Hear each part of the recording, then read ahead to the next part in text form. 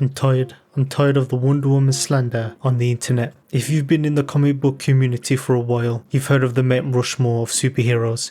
It usually goes Batman, Spider-Man and Superman, but for some reason when it comes to that fourth one, people have a huge problem of who should be on the fourth spot, and to me it clearly belongs to Wonder Woman. Now with me just saying that statement, a lot of people are going to have huge problems with it. Some people who don't know the importance of Wonder Woman and what her character represents, probably some sexist people out there. That really hurt you!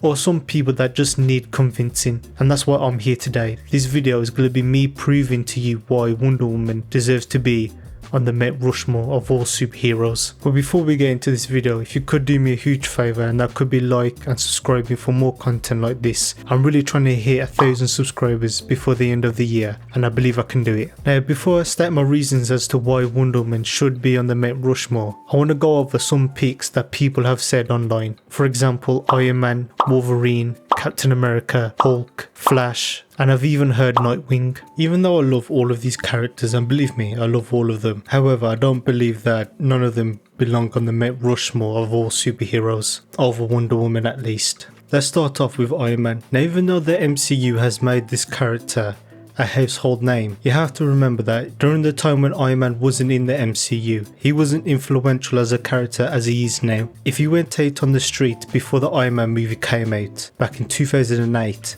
and you asked who is Iron Man, a lot of people would look at you like, who? Iron Man's character really has only been popular since the MCU has come out. Now can we say for sure that Iron Man will be popular in the next 10 to 15 years? I don't know, but I can say that Wonder Woman will be popular in the next 10 to 15 years. The reason why is because Wonder Woman is the inspiration for all women superheroes. If you think of a woman superhero, or just women in media in general, that probably was inspired by Wonder Woman. The character has paved the way for women to be in mainstream media and not being subservient to a man. I feel like the main reason why people put other characters above Wonder Woman is probably due to the most recent outings of the character. Wonder Woman hasn't had a really good run of recent due to her movies and her video game getting cancelled. I feel like people are experiencing recency bias with Iron Man and Wolverine and Captain America, and that's their reason why they're putting them on the main team instead of Wonder Woman. I want to talk about Wolverine being some people's pick for the fourth spot. I feel like the reason why people put Wolverine on the fourth spot for Mount Rushmore of all superheroes is simply due to the fact that he's popular, and not popular for legacy reasons.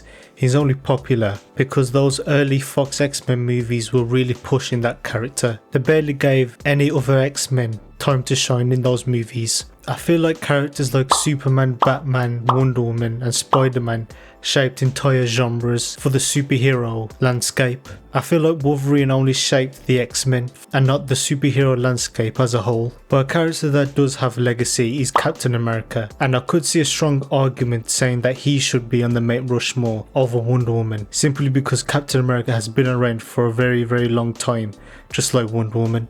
I mean, he was out here punching Hitler back in the 1940s, so he definitely has legacy, not just popularity. However, my argument for not putting Captain America on the mountain is Superman. Superman basically represents the same thing as Captain America, and I feel like Wonder Woman adds something different to the mountain, her being the ultimate female representation when it comes to women in comic books. I feel like if we was to add Captain America to the mountain, it would be redundant. Both Superman and Captain America represent truth and justice, while I feel like Wonder Woman represents compassion, and she was introduced in 1941 as a direct response to lack of powerful female superheroes. When William Marston created Wonder Woman, he didn't just create another superhero. Wonder Woman was meant to be a cultural statement. And not just a cultural statement about women are strong and women can do this and that. Wonder Woman is meant to represent power with purpose. Like I stated earlier, Wonder Woman is a very compassionate character. Unlike many superheroes who lead with force, Wonder Woman leads with empathy. She's one of the strongest beings in DC, but she consistently, when she gets the chance to, choose peace first. Now with that being said, don't test her. She's ready to put you in the ground.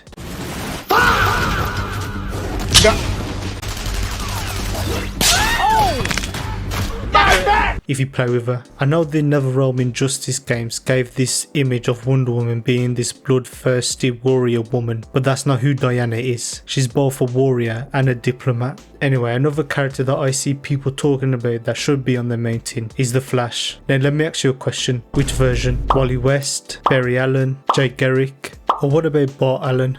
I feel like when it comes to the Flash being on the Mount Rushmore of superheroes, you run into the problem of which version of the Flash should be up there. Because if you want to take the main two, Barry Allen and Wally West, it comes down to which one. Some people who watch the animated series would say Wally West, but people who have read the comic books will end up saying Barry Allen, and I can't disagree with both of them. The reason why the Flash can't be on the Mount Rushmore of all superheroes is because there's too many versions of the same character. Because in reality, if you want to be truthful, Jay Garrick should be up on the Mount Rushmore. If that's the case, he was the one that was created in the 1940s at the same time Diana was created. But I imagine if you ask a lot of Flash fans, should he be up there, a lot of them would say no.